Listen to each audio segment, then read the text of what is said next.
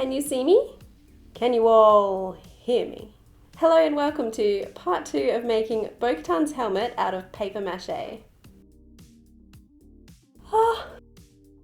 Where we left off in part 1 is the main base of the helmet is complete. Part 2 of this project is jam-packed.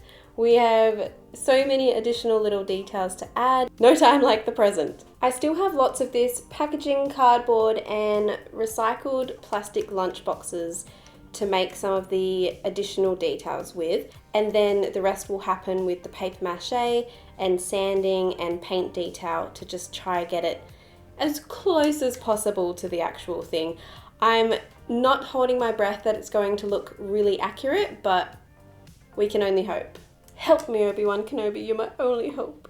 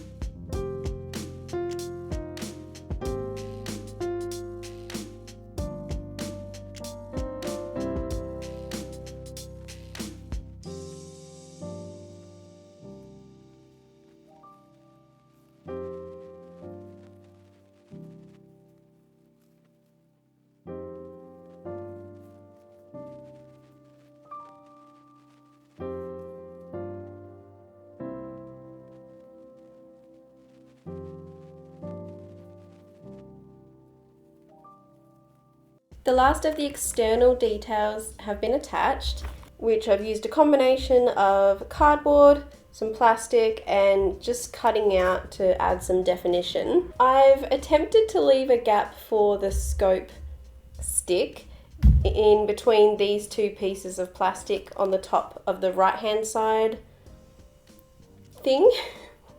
I really should look up what they call this. So hopefully when we're up to that stage, I can just boop. Next up is adding a layer of paper mache, letting it dry completely, and then it's time to seal it up. I can see the end, but it's still so far away. At this point, I am thinking the silhouette is turning out a little bit wide, but oh well, you get that. So much stringy glue everywhere as well. Time to mix up some glue.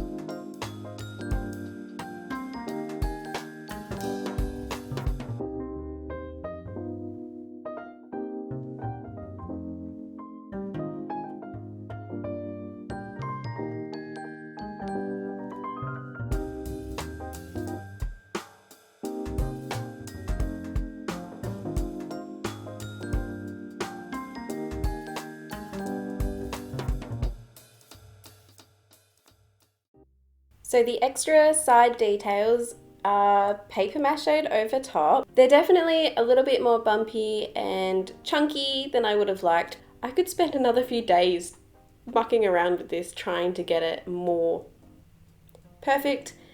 And you know what they say about polishing a certain something. So rather than delay any further by needing to wait for more paper mache to dry, I think it's time to seal this up.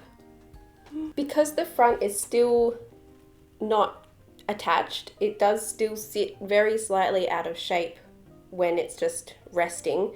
But because I want to add the visor after the painting is done so that I don't ruin it by attaching it too early, I'll use instead probably just some cardboard to make a few little attachment points inside just to hold all of these free edges in place, and then I will seal it up because I got some Modpodge which has the hardened finish. So I don't really want to add this until I'm happy with the shape because you can't go back once you get to that point.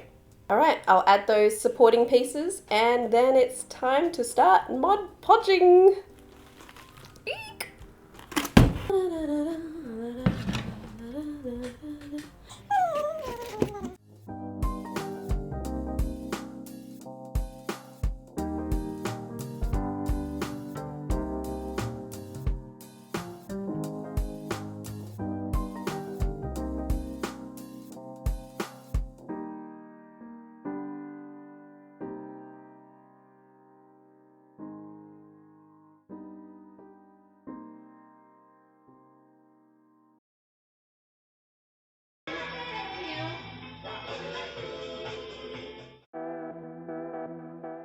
Good morning.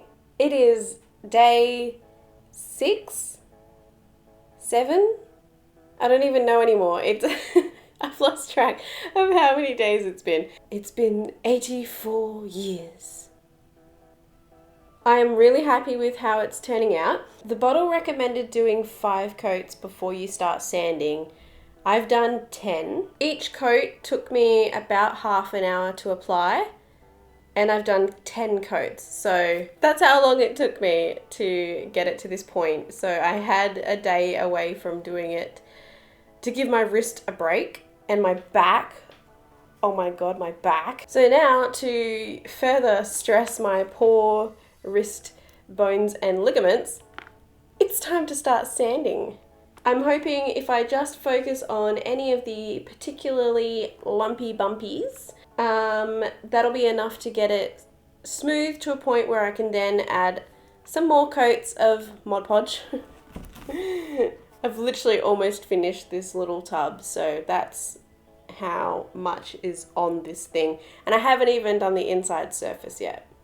For the sanding, I have a sanding block from when I did my bookshelf showing here. I'll test it in an inconspicuous location, like every product modification recommendation says you should, like straightening a wig. And I'll see if it just ruins everything. And then once it's sanded completely over, I'll do some more Modpodge, let it dry, and then it's time to start painting. Inconspicuous location.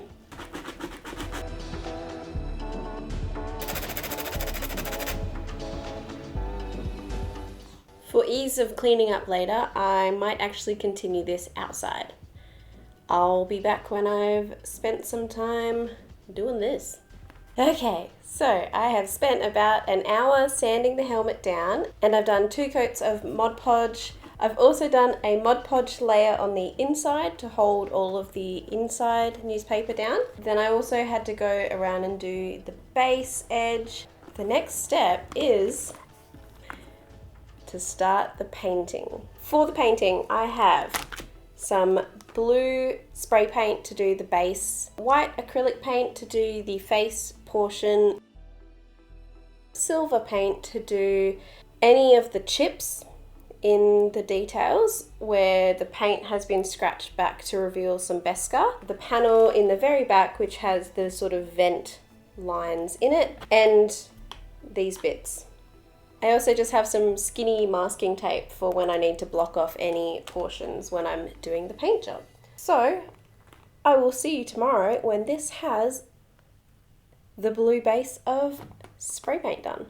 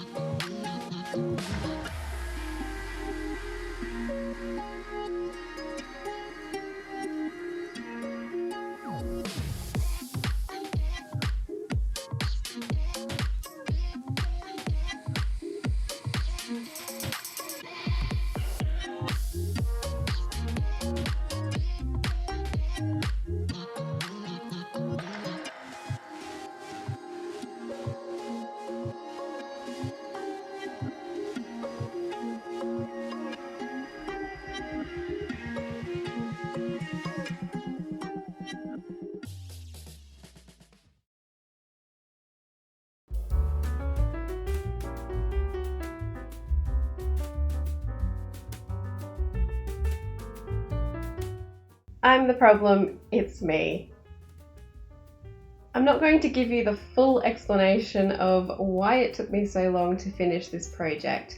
I posted an update video back in August to give you the reason why I'd been so silent for a while. Not much has changed, except now I'm studying more than a full-time load on top of a few other commitments.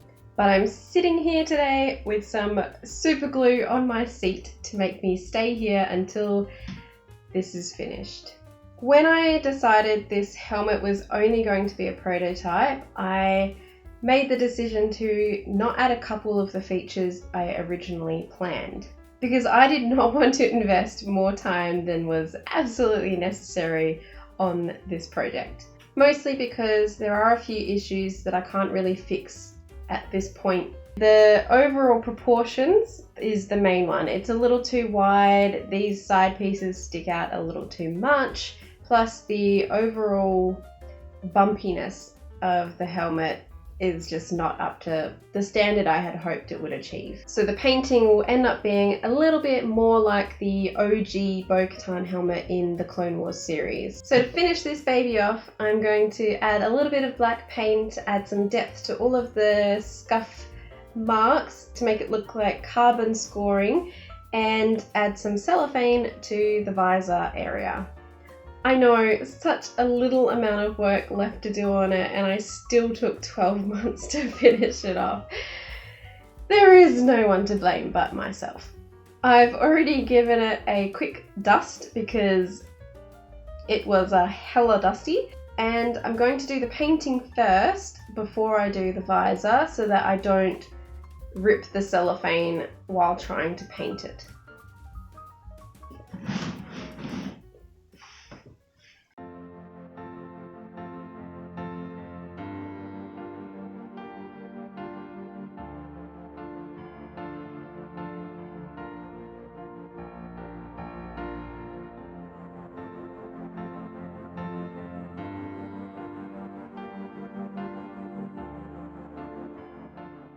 So I've added some black paint to give the little scratches and burn marks a bit of depth. Now I'm going to add some cellophane to the visor. I'm sticking with part of my original plan, which was to layer these two different coloured cellophanes because I couldn't find black cellophane. So I have a dark green and a dark blue, and I'm hoping with them back to back it'll create an almost black colour. Originally, I was going to add a piece of plastic to the cutout section to give it some structure and give it a really smooth finish and hold it all together, and then attach the cellophane to the back of that plastic. Because this is no longer meant to be a wearable helmet, it doesn't need to be so rigid, and I'm not going to cosplay using it, so it doesn't need to have that nice polished finish. So I'm going to cut the corner and just see if I can stick some cellophane onto that gap, and hopefully that'll be enough. We'll just have to see how it turns out. And if I can face chicken wire and papier-mâché ever again, when I try to make this helmet again, I will use the full method that I initially intended.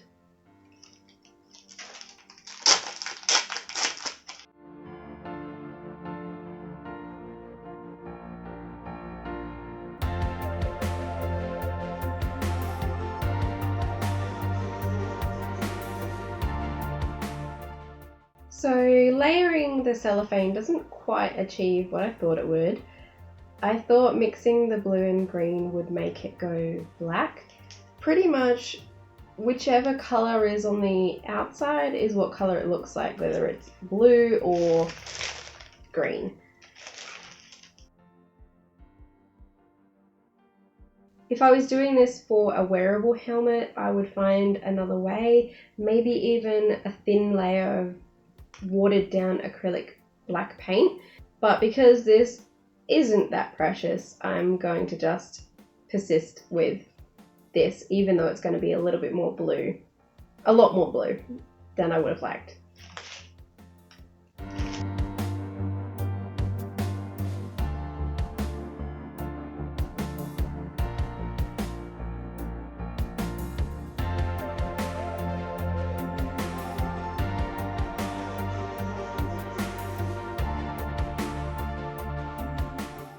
So I've just been fiddling around with the cellophane and a piece of the bag that it came in. The problem I've found is that the cellophane is really folded along its creases, which means there's going to be a crease in the visor. This plastic, however, is just big enough. I do want just a tiny little bit left over at the bottom where the helmet is longer than the insert visor bit. that's going to be good enough.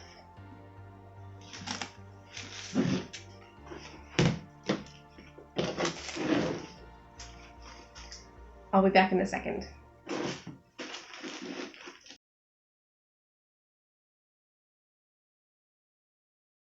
That's gonna have to do.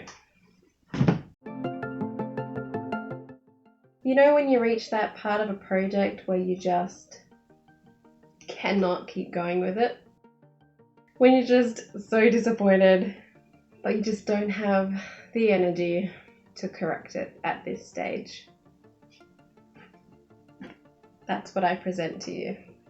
The soft plastic that I tried to use for the visor was just not going to work. So it'll need to be stiff plastic when I try this method again. I didn't bother filming it because I realized pretty quickly that this method wasn't going to work, but I gave it a go anyway. I tried layering the cellophane behind the clear plastic and you could just see every single like crinkle because it wasn't stiff. But I still think this is a really good prototype for making a helmet out of papier-mâché. The things I like about this helmet are the shape of the cutout. I thought I got that pretty spot on considering I just freehand drew an outline and then made it out of wire. Same for the cheeks. I really like how the indents turned out. And the paint job was pretty good. The spray paint for the base blue was a really good match, as well as the silver and the navy for the band. I like how I got my colours. Things that need improvement. I definitely need to use some kind of powered sander because it's Beskar. It needs to be smooth. I know it's painted Beskar, but it still needs to be smooth, okay? Smooth. I need to make the whole structure a little bit smaller. It just needs to be a little bit more narrow. These side pieces stick out a little bit too much. I'd also like to be a bit more detailed in what's going on, but for papier-mâché and wire and cardboard, not bad. I'd also like to make these vents at the back actual vents. I think it would be really cool to have the actual grooves in there. Plus, for wearing it, it would actually give you a little bit of breathability, so that would be helpful too. Obviously, the visor I would want to make much improvement upon, and build the scope to go in the side here. Yeah, other than that, it's pretty comfy to wear. I initially wanted to add some padding to the inside so that it would sit on my head a little bit more snug so that it didn't kind of wobble around and twist, so that the face section would always stay lined up. I'd also want to add the paint details. If I was feeling particularly ambitious, I would even try to make the scope able to pivot down to come in front of the face, and maybe even a little tiny LED light just to blink inside the scope. But that would probably require a lot more skill than I have.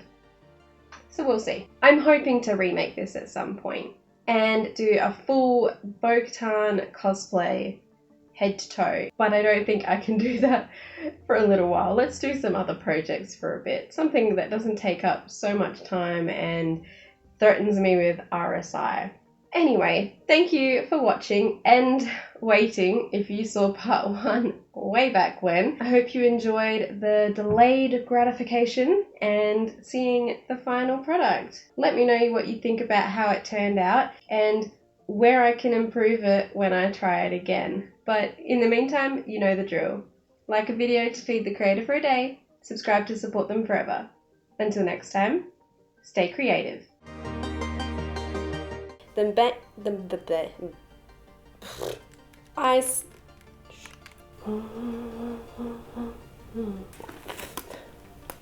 Because it doesn't matter as much, obviously.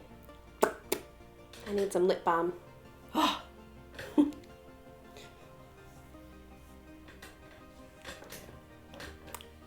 Such grace. Well, stop saying little bit, oh my god.